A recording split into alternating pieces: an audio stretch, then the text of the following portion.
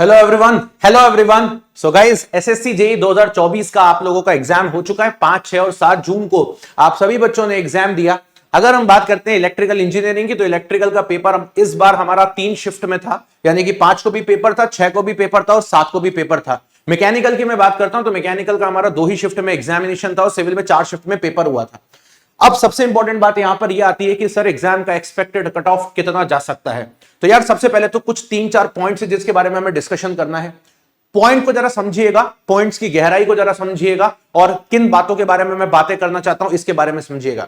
इस बार जो कोई भी या जो कुछ भी कट ऑफ को हम लोग आपके लिए डिसाइड करेंगे, ये कट ऑफ हमारा वेरी हो सकता है, ये कट ऑफ हमारा पूरी तरीके से चेंज हो सकता है। इसीलिए कट ऑफ को इतनी जल्दी डिसाइड करना इजी टास्क नहीं है। अब इसके रीजंस मैं आपको बताता हूं। सबसे पहले जरा समझेंगे कि अगर आप लोग देखोगे मोटा मोटा तो इस बार आपकी जो वैकेंसीज है वो कम है, ठीक है। लास्ट ईयर के कंपैरेटिवली इस बार आपकी जो वैकेंसी है वो रिड्यूस हो चुकी है, राइट। दूसरा, इस बार एक सबसे बड़ा फैक्टर ये है कि इलेक्ट्रिकल में 3 शिफ्ट आपको प्रोवाइड कर दी गई है, ठीक है। तो 3 शिफ्ट की जब हम बात करते हैं तो यहां पर नॉर्मलाइजेशन का एक इफेक्ट जो है वो बहुत बड़ा मेजर रोल प्ले करता है। बट ये तो चलो बात की बात हो गई। इसके भी पहले एक दूसरी बात मैं आपसे डिस्कस करना चाहता हूं, जरा समझेंगे। दूसरी बात का डिस्कशन आपसे ये करूंगा कि इस बार मिलिट्री इंजीनियरिंग सर्विसेज की वैकेंसीज अभी तक ऐड नहीं हुई हैं, ये ध्यान रखिएगा। अब ये ऐड होंगी या नहीं होंगी, ये सारी बातें आपको सीबीटी 1 के एग्जाम के आसपास पता चल जाएंगी, because any time of the recruitment के किसी भी स्टेज पे ये वैकेंसीज ऐड हो सकती हैं। आप सब जानते हो मिलिट्री इंजीनियरिंग सर्विसेज एक ऐसा डिपार्टमेंट है जिसकी वैकेंसी सीपीडब्ल्यूडी के बाद इलेक्ट्रिकल मैकेनिकल वाले बच्चों के लिए सबसे ज्यादा देखने को मिलती है। तो अगर मैं यहां पे मान के चलता हूं थोड़ी बहुत भी वैकेंसी आती है तो थोड़ी में भी 1-2 नहीं आएंगी, हमेशा एक डबल डिजिट में फिगर में रहने ही वाली है। तो ये एक सबसे बड़ा मेजर रोल प्ले करने वाला है अभी के टाइम पर। बट फिर भी एक एग्जाम के पेपर के हिसाब से एक एग्जाम किस तरीके का आया था, उसके बेसिस पे कितने मार्क्स एक अच्छे मार्क्स हो सकते हैं उसके ऊपर मैं बता सकता हूं। लास्ट टाइम आपको याद होगा मैंने एकदम एग्जैक्ट कट ऑफ प्रेडिक्ट किया था, बिकॉज बहुत सारी चीजें हमारे फेवर में थी, हमारे फेवर में यानी कि स्टूडेंट्स के फेवर में। नंबर ऑफ वैकेंसीज स्टूडेंट के फेवर में थी। मैकेनिकल के पेपर का टफ आ जाना स्टूडेंट्स के लिए, पेपर इलेक्ट्रिकल के बच्चों के लिए थोड़ा फेवर में बन गया था। या फिर अगर मैं तीसरी बारे में बात करूंगा तो स्टूडेंट्स का जो पेपर जिस तरीके का आया था, जो बच्चे थोड़े परेशान हुए थे, पेपर थोड़ा लिथार्जिक थकान वाला पेपर आ गया था, थोड़े से क्वेश्चन अजीबोगरीब आ गए थे। इस वजह से लास्ट टाइम पे कट ऑफ बहुत ही अच्छे तरीके से प्रेडिक्ट किया था। और आपको भी पता है कि लास्ट टाइम जब मैंने कट ऑफ प्रेडिक्ट किया था वो एकदम बिल्कुल सटीक कट ऑफ निकला था, जो कि हमारा मोटा मोटा अनरिजर्व्ड कैटेगरी का 131 के आसपास गया था, राइट। अनरिजर्व कैटेगरी का 131 गया। अब इस बार जरा समझते हैं कि कौन कौन सी चीजें हमारी हुई हैं जिसके बेसिस पे हम थोड़ा सा सोच सकते हैं। सबसे पहले चलते हैं मैकेनिकल की पहली शिफ्ट और इलेक्ट्रिकल की। अब मैं मैकेनिकल वर्ड बार बार इसलिए यूज करूंगा क्योंकि मैं आपको हमेशा सटीक इंफॉर्मेशन देता हूं। एसएससी जेईई के अंदर इलेक्ट्रिकल और मैकेनिकल का कॉमन कंबाइंड मेरिट बनती है, कॉमन कट ऑफ बनता है, जो नॉर्मलाइजेशन होना होता है वो उसको प्रोवाइड कर देते हैं। कभी मैकेनिकल के बाद बहुत सारे बच्चे सिलेक्ट होते हैं एग्जाम में, कभी इलेक्ट्रिकल के बच्चे होते हैं सेम पोस्ट के लिए। तो इसीलिए मैं दोनों के बारे में ही बात करते हुए चलूंगा, दोनों के बारे में ही आप लोगों से डिस्कशन भी करूंगा। चलिए जरा सबसे पहले समझते हैं। जब 5 तारीख को इलेक्ट्रिकल का बच्चा पेपर देके आया या मैकेनिकल का बच्चा पेपर देके आया, पेपर वॉज ओके था, या मैं बोलूंगा कुछ बच्चों के लिए तो पेपर बहुत इजी था और बच्चों का स्कोर काफी बेहतर बना। 160, 170 अच्छा अटेम्प्ट किया गया। एक अच्छे अटेम्प्ट के साथ बच्चों ने आगे बढ़ा। जहां से क्वेश्चंस भी हमको जब सुनने को मिले या मैंने जब क्वेश्चंस को देखा भी, तब कहीं ना कहीं मुझे लग गया था कि पेपर सिंपल साइडेड आ रहा है, कोई ऐसा इशू नहीं है। लेकिन जब हम 6 तारीख की बात करते हैं तो बच्चों को थोड़ा सा पेपर हल्का सा लेंदी लगना स्टार्ट हुआ। पेपर हल्का सा लेंदी का मतलब होता है कि कुछ क्वेश्चन ऐसे थे जो कि अलग टॉपिक से आ गए थे, जो एक्सपेक्टेड नहीं थे। जैसे इलेक्ट्रिकल के पेपर में सेकंड जो शिफ्ट थी उसके अंदर पेपर डिस्ट्रीब्यूशन से 12 क्वेश्चन भर दिए गए, और डिस्ट्रीब्यूशन से 12 क्वेश्चन भर दिए गए तो बच्चे को है, लेकिन बच्चा वहां थोड़ा सा पैनिक कर जाता है। और जब बच्चा वहां पे पैनिक करता है तो टेक्निकल साइड वॉच थोड़ा सा उसका डिप मारा, एक अच्छा स्कोर 65 से 70 के बीच में वहां पर बन सकता है। रीजनिंग तीनों शिफ्ट की एक जैसी थी, जीएस तीनों शिफ्ट का एक जैसा था। तो अगर कोई बच्चा जो सिलेक्ट होते हैं बच्चे, उनके बाय डिफॉल्ट रीजनिंग की अगर मैं बात करने जाऊंगा, ऐसे स्टूडेंट्स बेटा जो सिलेक्ट होते हैं एग्जाम के अंदर, उनके रीजनिंग में 44 प्लस होते हैं, ये ध्यान रखिएगा। उनके बेटा जीएस की बात करूंगा तो जीएस भी यहां पर इजी ही था। ऐसा जीएस में मतलब ये नहीं बोलूंगा कि बहुत ज्यादा टफ था। अगर आप एक एवरेज स्टूडेंट हो जीएस के अंदर, ऐसे स्टूडेंट की मैं बात अभी नहीं करूंगा जिसने जीएस में कुछ भी नहीं पढ़ा है, क्लियर, वो तो जाहिर सी बात है 8, 10, 5, 6 नंबर आएंगे। लेकिन जिसने जीएस को बहुत डेडिकेटेड होकर के तैयारी करने की कोशिश करी थी, एग्जाम सेंट्रिक होके, तो वो जीएस के अंदर आराम से यहां पर 28, 27 प्लस स्कोर करके आएगा पेपर के अंदर, ये बात कंफर्म इस बार के जीएस के अकॉर्डिंग। नाउ गाइस, अब ये टोटल स्कोर आपका जो नॉन टेक की मैं बात करता हूं, ठीक है, ये करीब करीब है ना, ये करीब करीब मोटा मोटा आपका 7 4 11 1 और ये आपका 4 6 7 71 होता है। तो एक नॉन टेक के अंदर 70 प्लस स्कोर करना मुझे लगता है कि एक अच्छा स्कोर है इस बार के लिए। अब आते हैं टेक्निकल पे। तो टेक्निकल में हुआ क्या है, मैं तीनों शिफ्ट के बारे में आपको बताऊंगा। सबसे पहले चलते हैं फर्स्ट शिफ्ट के बारे में, ठीक है। तो फर्स्ट शिफ्ट में टेक्निकल में मुझे लगता है बच्चों ने बहुत अच्छा स्कोर किया है और टेक्निकल में काफी सारे बच्चे ऐसे होंगे जिन्होंने 80 प्लस भी स्कोर कर दिया होगा टेक्निकल के अंदर। तो मोटा मोटा अगर मैं 80 के बाद बात करूं 70 की, तो यार ये तो 150 के आसपास नंबर हो रहा है। मतलब सर क्या इतना हाई कट ऑफ जा सकता है? नहीं नहीं।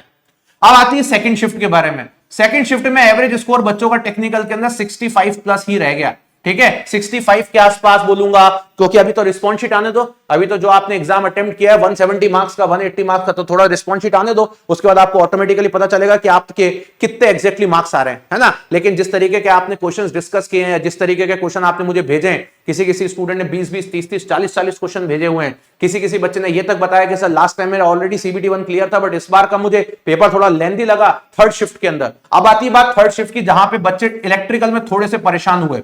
और क्या होता है जब जैसे मान लीजिए मैंने 500 बच्चों से बात किया फर्स्ट शिफ्ट में, तो 500 में से 400 बच्चे एक ही जैसी बात कर रहे हैं। जब सेकंड शिफ्ट में बच्चों से बात करी तो मोटा मोटा 100 बच्चों से बात करी तो 100 बच्चों में से 20 बच्चे एक जैसी बात कर रहे हैं, बाकी सब अलग बात कर रहे हैं। बट थर्ड शिफ्ट में इस बार कुछ ऐसा हुआ है कि थर्ड शिफ्ट का हर एक स्टूडेंट ने केवल एक ही बात करी है। बच्चे बोल रहे हैं सर पेपर सिंपल था, कोई दिक्कत नहीं थी। ठीक है, पेपर सिंपल ही आता है एसएससी जेईई का, तो कुछ सोचना ही नहीं है। जीएस रीजनिंग तो वैसे ही आ रहा है जैसा आ रहा है, लेकिन सर ये टेक्निकल का जो पेपर था ये बड़ा लेंदी जा रहा था। कुछ क्वेश्चन थोड़े से ऐसे थे जो सोचने पे मजबूर कर रहे थे, या गलत होने के डर लग रहा था कि कहीं मेरे से गलत ना हो जाएगा क्वेश्चन। तो थर्ड शिफ्ट की ये हर एक स्टूडेंट की यहां पे कंप्लेन रही है। तो मुझे ऐसा लगता है कि लास्ट टाइम भी एक पर्टिकुलर इलेक्ट्रिकल की शिफ्ट के बच्चों को 15 नंबर से ज्यादा का नॉर्मलाइजेशन हुआ था, 15 से 20 नंबर का। यार इस बार मुझे लगता है कि थर्ड शिफ्ट के स्टूडेंट के साथ होने वाला है। तो थर्ड शिफ्ट का बच्चा मोटा मोटा अगर मैं बात करूंगा तो इसी रेंज में फंस जाएगा, वही 60 से लेकर के, है ना। अगर मैं बात करता हूं चलो 60 से लेकर 70 या 60 प्लस में ही फंस जाएगा यहाँ पे, है ना। 60 प्लस ही मान लेता हूं फंस जाएगा। अब क्या होगा, ये भी मैंने थोड़ा ज्यादा लिख दिया, 80 तो ज्यादा ही हो जाएगा, लेकिन मैं मोटा मोटा 75 तक मान के चलता हूं, इसको भी 75 ही मान के चलूंगा इस तरह। तो एक टॉपर की अगर मैं बात करूंगा तो टॉपर कहीं ना कहीं 150 नंबर के ऊपर बैठा है इलेक्ट्रिकल के अंदर। एक सीबीटी 1 में टॉपर जो है वो 150 नंबर के ऊपर तो बैठा है। तो टॉपर के तो 150 नंबर आ रहे हैं, ये बिफोर नॉर्मलाइजेशन है, अभी नॉर्मलाइजेशन हुआ नहीं है।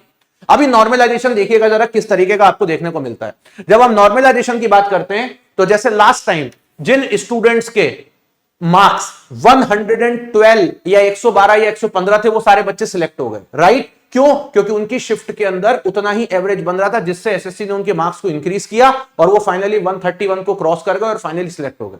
लास्ट टाइम जिस स्टूडेंट के मार्क्स 119 थे उसके फाइनली नॉर्मलाइज्ड होकर के 134 मार्क्स हो गए थे, वो बच्चा भी सिलेक्ट हुआ था एज अनरिजर्व कैटेगरी और सीबीटी 2 में भी वो सिलेक्टेड है, राइट। तो ये चीजें हुई, सेम चीजें इस बार भी आपकी होनी है। अब इस बार नॉर्मलाइजेशन कितनी शिफ्ट में होगा? टोटल 5 शिफ्ट में, 2 मैकेनिकल की और 3 इलेक्ट्रिकल की। मैकेनिकल साइड से अगर बात करते हैं तो मैकेनिकल साइड भी सेकंड शिफ्ट थोड़ी सी ऊपर नीचे हुई थी, तो वहां पे भी सेकंड शिफ्ट के बच्चों को फायदा मैकेनिकल में मिलना है। लेकिन इलेक्ट्रिकल में बात करते हैं तो थर्ड शिफ्ट के बच्चों को यहां पे फायदा देखने को मिल सकता है। बट हाँ सर क्या फर्स्ट शिफ्ट वालों को फायदा मिलता है? नहीं। नॉर्मलाइजेशन ऐसा होता है कि जो थर्ड शिफ्ट के बच्चे उनके एवरेज को उठा के फर्स्ट शिफ्ट के बच्चों के साथ कंपेयर कर दिया जाता है। अब उसमें कितने भी मार्क्स इंक्रीज हो सकते हैं, 1 2 4 10 15 20 से कोई फर्क नहीं पड़ता, बट उस एवरेज को उठा करके वहां पे लेके आया जाता है। अब आती है बात इसके बाद की। तो अगर मैं सोचो बिना नॉर्मलाइजेशन की भी बात करता हूं तो एक ऐसा बच्चा जो फर्स्ट शिफ्ट के अंदर 145 140 नंबर लेके आ रहा है आफ्टर आंसर की, ये बच्चे के चांसेस हैं सिलेक्शन के अनरिजर्व्ड कैटेगरी में। सेकंड शिफ्ट में वही बच्चा अगर मान लीजिए, ठीक है, वही बच्चा अगर 135 से 140 नंबर लेके आ रहा है सेकंड शिफ्ट में, ये भी बच्चा सिलेक्ट हो सकता है। और थर्ड शिफ्ट में वही बच्चा अगर मान लीजिए क्लियर मोटा मोटा 130 के आसपास बैठ रहा है या 125 के आसपास बैठ रहा है, तो ये बच्चे के भी चांसेस सिलेक्शन के बनते हैं। तो अगर आप मुझसे ओवरऑल पूछोगे तो मैं आपको यही बोलूंगा कि अभी 2 चीजें, पहले तो इनका नॉर्मलाइजेशन होना इंपॉर्टेंट है, प्लस बेटा एमईएस की वैकेंसीज अभी ऐड नहीं हुई है। ये वैकेंसीज ऐड किसी भी टाइम पे हो सकती है, मे भी हो सकता है ना हो, बट हो भी सकता है हो, क्योंकि एसएससी ने हमको यही बताया कि डिपार्टमेंट की तरफ से अभी तक वैकेंसी नहीं आई है। तो ये वैकेंसी अगर ऐड होती है तो कट ऑफ में 2 से 3 नंबर का डिप आ जाएगा, ये नहीं होती है तो कट ऑफ थोड़ा हाई साइड जा सकता है। बट हाई में भी कितना जा सकता है तो वो मैं आपको क्लियर कर देता हूं। जो मेरा मानना है आफ्टर नॉर्मलाइजेशन, नॉर्मलाइजेशन के बाद, ठीक है, अभी नहीं, है ना, नॉर्मलाइजेशन के बाद, जैसा कि मान लीजिए नॉर्मलाइजेशन हुआ। तो इस शिफ्ट के बच्चों को तो कोई फर्क नहीं पड़ना है, इस शिफ्ट का बच्चा तो 140 नंबर लाके बैठा है, लेकिन ये 130 वाला है तो इसको वहां तक पहुंचना है। तो आफ्टर नॉर्मलाइजेशन मुझे लगता है कि जो मार्क्स हैं आपके वो 133 प्लस होने चाहिए, ठीक है, अनरिजर्व कैटेगरी के लिए। सर लास्ट टाइम तो 131 गया था, इस बार तो वैकेंसी भी कम है, फिर आप क्यों बता रहे हो ऐसा? एक्चुअली ऐसा मैं इसलिए बता रहा हूं क्योंकि यहां के बच्चों को इश्यूज हुए हैं, ठीक है। चलिए दूसरा मैं ओबीसी की बात कर लेता हूं। तो ओबीसी का अगर मैं बात करता हूं तो 132 से 133 जा सकता है। मोस्ट प्रोबेबली ओबीसी का उतना ही कट ऑफ होगा जितना जनरल कैटेगरी का है। बाकी जो एससी एसटी के कैंडिडेट्स हैं उनके कट ऑफ के अंदर यहां पे थोड़ा सा डिप आएगा, 124 प्लस के समथिंग मैं बोल सकता हूं कि ये यहां पे जा सकता है। तो मोटा मोटा अगर मैं बात करता हूं तो 133 के आसपास आपका कट ऑफ रहने वाला है। लेकिन हां, अभी भी ये कट ऑफ चेंज हो सकता है। अब ये कट ऑफ तब का है बेटा, क्लियर, जब आप इस तरीके का पेपर करके आए हो। अगर आप इन तीनों शिफ्ट में इस तरीके का पेपर करके आए हो तो आप यहां कहीं पर बिलोंग करोगे। अब चौथी बात मैं यहां पे बताना चाहता हूं, जब आपकी रिस्पॉन्स शीट आएगी तो मोहित सर हमेशा एक काम करते हैं, तीनों शिफ्ट का पेपर की एग्जैक्ट एनालिसिस करके बता दूंगा कि भाई ये पेपर में बच्चा कम स्कोर कर सकता है, ये ज्यादा। अभी जो कम ज्यादा कर सकता है ये आपके परसेप्शन पे जो आप लोगों ने बताया, जहां तक मुझे लगता है सही भी है, क्योंकि स्टूडेंट्स ज्यादा गलत नहीं बताते, मोस्ट प्रोबेबली ये सही है, राइट। मैंने खुद ने भी बात करी बच्चों से तो मुझे कहीं ना कहीं मोटा मोटा पता चल गया।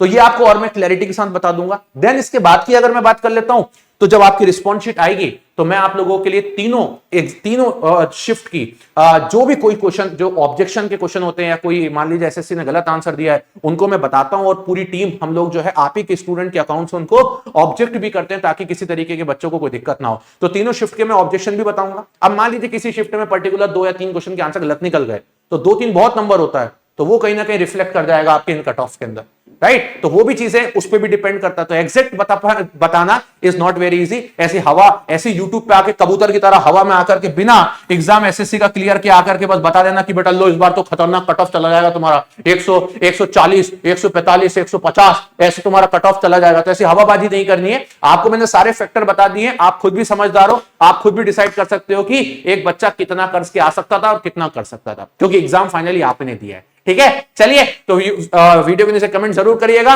नेक्स्ट हम लोग चीजों को बहुत जल्दी स्टार्ट करने वाले हैं, रेलवेज के लिए चीजें स्टार्ट करने वाले हैं, एसएससी जेई के लिए चीजें स्टार्ट करने वाले हैं और बढ़िया तरीके से चीजों को वापस एग्जीक्यूट करेंगे। इस बार तो आपने पेपर देख लिया, आपको पता चल ही गया होगा कि किस लेवल पे हमने तैयारी करी थी। वापस से उसी एनर्जी के साथ तैयार हो जाइए, क्लियर। आपका एग्जाम कैसा भी गया इट मैटर नहीं करता, आपने अपनी पढ़ाई करी थी। अगर एग्जाम 10, 15, 20 नंबर से भी नहीं क्लियर होता है तो 10, 15, 20 नंबर कुछ मैटर नहीं करते हैं। उसमें सिर्फ आपकी थोड़ी सी एक्स्ट्रा मेहनत और आपके दिमाग का मेंटल टेम्परामेंट, उतने में आपका नेक्स्ट एग्जाम क्लियर हो जाएगा।